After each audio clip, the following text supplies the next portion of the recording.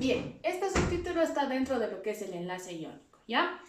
Ahora bien, como les adelantaba, dentro de lo que es el enlace iónico, fundamentalmente es el enlace entre metales y no metales, ¿ya?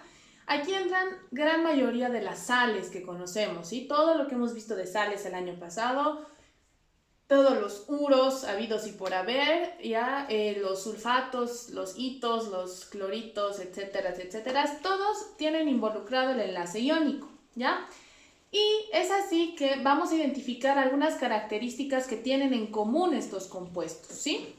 Bien, la primera es que son sólidos a temperatura ambiente.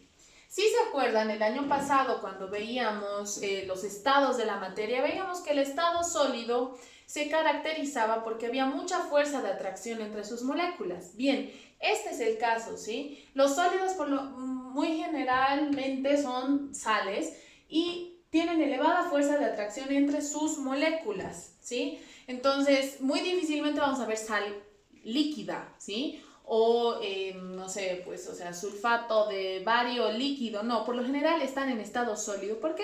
Porque sus moléculas tienden a agruparse, ¿sí? Tienen mucha fuerza de atracción entre ellas. Después, en estado sólido no conducen la corriente eléctrica, pero sí la conducen cuando están disueltos o fundidos. ¿Por qué se genera esto? Porque cuando están disueltos en agua tienden a formarse, o sea, cuando yo disuelvo una sal en agua, se tienden a separar un poquito los compuestos. ¿Por qué? Porque en el agua el H2O es H más y OH por lo general, ¿ya? El agua también se ioniza, se separa. Entonces, es como que genera atracción a la parte positiva y a la parte negativa, al anión y al catión. Entonces, al haber extremos de positivo y negativo, acuérdense lo que era la energía eléctrica, lo que han visto el año pasado, es que la energía eléctrica se transmite, ¿no es cierto? O sea, es el flujo de los electrones. Entonces, si existe una parte positiva y una parte negativa, es fácil que haya flujo de electrones, ¿sí? Por eso es que conducen bien la electricidad cuando están disueltos en agua, porque ahí se separan un poquito, se ionizan, ¿ya? Eso se llama ionizar, es separar, y va a ser más fácil la conducción de energía eléctrica. Después, tienen un elevado punto de fusión. Esto, ¿por qué? Igual por la fuerza de atracción de los iones. Ahora, ¿por qué? Estado de punto de fusión. ¿Qué es un elevado punto de fusión? Es que se vuelva líquido a una temperatura muy alta. Entonces, por ejemplo, pensamos en la sal. La sal tiene un punto de fusión de arriba de los 300 grados centígrados, ¿sí? Entonces, nos podemos a pensar un poquito, ¿por qué?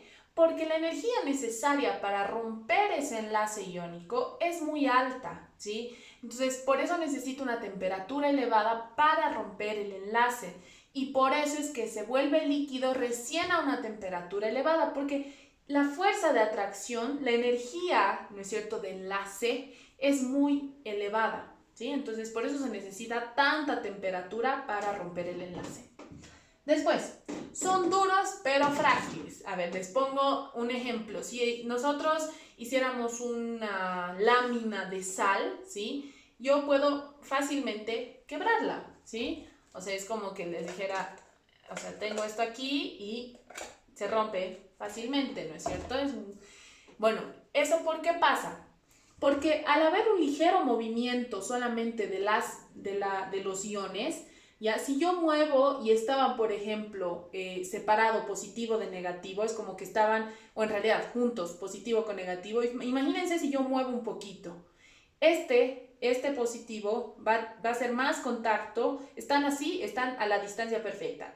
Hago así y se va a acercar al positivo, perdón. Y acuérdense que cargas iguales se repelen. Entonces, al generar ese desorden entre las moléculas, va a haber una repulsión y por lo tanto van a separarse así bruscamente, ¿sí? Eso pasa con la mayoría de los cristales de sal, ¿sí? Por eso son fáciles de romper los cristales de sal. Bien, después, son solubles en agua. Este es todo un tema más que vamos a ver el próximo año, ya que se llama soluciones, pero es bien importante que entendamos por qué. Les he explicado que los compuestos iónicos forman partes positivas y negativas, ¿no es cierto? El agua, como les estaba explicando, también se ioniza, se separa en positivo y negativo. Entonces, ¿qué pasa? Lo similar disuelve a lo similar. Es decir, si tengo una sustancia que tiene polos, ¿no es cierto? Que es polar, ¿ya? Por eso hablo de polaridad. Es mucho más fácil que se disuelva con otra que también es polar, ¿sí? No es lo mismo que yo disuelva aceite, que no es una sustancia polar, porque no va a tener extremo positivo y negativo, en agua, que sí tiene positivo y negativo, ¿no ve? Entonces, lo similar disuelve a lo similar. Entonces, todas las que generen en general polos, ¿ya? Van a disolverse en agua, porque el agua también forma polos, polo positivo y polo negativo, ¿sí? Y finalmente tienen una gran diferencia de electronegatividad. De esto ya les había hablado, de la electronegatividad, ya se las había mencionado con anterioridad en algún otro, en el anterior video, en los anteriores videos de la electronegatividad, que es la capacidad de atraer electrones, ¿sí? Entonces, por ejemplo, el cloro va a tener una gran capacidad de atraer electrones, y no así el sodio, ¿sí? Entonces, yo les voy a ir dando estos datos y si existe una diferencia de electronegatividad mayor a 1.7 o 1.6, ya puedo inferir que es un compuesto iónico. Es decir, por ejemplo, el cloro tiene una electronegatividad de 3.16 y el sodio tiene una electronegatividad de 0.93. ¿Quién atrae más electrones? El cloro, porque su electronegatividad es mayor. ¿Cuál es la diferencia entre 3.16 y 0.93? 2.23. Este valor es mayor a 1.7, entonces puedo inferir por eso que es iónico, ¿sí? Entonces, añadido a lo que les estoy hablando en estos videos, les voy a